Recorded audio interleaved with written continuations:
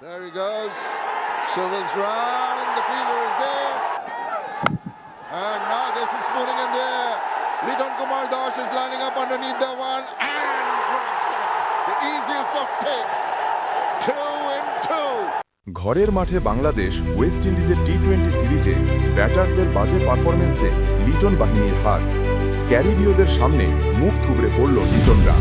চট্টগ্রামের ফ্ল্যাডলাইটে আলোকিত সন্ধ্যা শেষ হলো হতাশায়।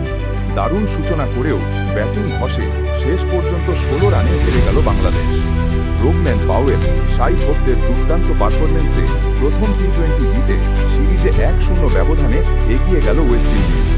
ওয়েস্ট ইন্ডিজের দেয়া 166 রানের টার্গেট তাড়া করতে নেমে বাংলাদেশ শুরু করেছিল ঝড়ো ব্যাটিং। তানজিদ হাসান মাত্র 5 বলে 15 রান করে দেখিয়েছিলেন আগ্রাসনের ইঙ্গিত।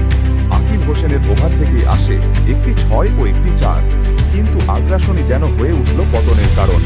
অতিরিক্ত শট খেলতে গিয়ে তানজিদ ফিরে যান দ্বিতীয় ওভারে। এরপর থেকে শুরু হয় উইকেট পতনের মিছিল। লিটন দাস 5, সাইফ হাসান 8, শামীম হোসেন 1 ফিরলে বাংলাদেশ পাওয়ার প্লেতে হারায় 4 উইকেট। এক প্রান্তে লড়ে যাচ্ছিলেন তাওহিদ হৃদয়। 28 রান করে তিনি চেষ্টা করেছিলেন ইনিংস করার, কিন্তু রান রেটের চাপ সহ্য করতে না পেরে 12তম ওভারেই আউট হয়ে যান। এরপর কিছুটা লড়াই আনেন তানজিম হাসান সাকিব। জীবন পেয়ে তিনি রোমারিও শেফার্ডকে টানা মারেন 4 ও ছক্কা।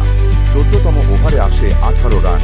গ্যালারিতে জাগে আশার ঢেউ, তবে সেই আশাও দীর্ঘস্থায়ী হয়নি। 16তম ওভারেই জেসন হোল্ডারের বলে আউট হন তানজিম, 3 রান। শেষ দিকে নাসুম আহমেদ 20 ও মুস্তাফিজুর রহমান 11 কিছুটা প্রতিরোধ গড়লেও ব্যবধান কমাতে পারেননি। বাংলাদেশ ইনিংস গুটিয়ে যায় 19.4 ওভারে 149 রানে। ওয়েস্ট ইন্ডিজের হয়ে বল হাতে সবচেয়ে কার্যকর ছিলেন জেইডেন সিলস ও জেসন হোল্ডার। দুজনেই নিয়েছেন 3টি করে উইকেট। আকিল হোসেন পেয়েছেন 2টি, আর খারি পিয়ের ও রোমারিও শেফার্ড নিয়েছেন 1টি করে উইকেট। এর আগে ব্যাট হাতে ওয়েস্ট ইন্ডিজকে শক্ত ভিত করে দেন অধিনায়ক শাই হোপ 46 নট আউট ও রোবম্যান পাওয়েল 44। শেষ ওভারগুলোতে পাওয়েলের 4টি ছক্কা পার্থক্য করে দেয় ম্যাচে। বাংলাদেশের বোলারদের মধ্যে তাসকিন আহমেদ ছিলেন সবচেয়ে সফল। 4 ওভারে 36 রানে 2 উইকেট নেন।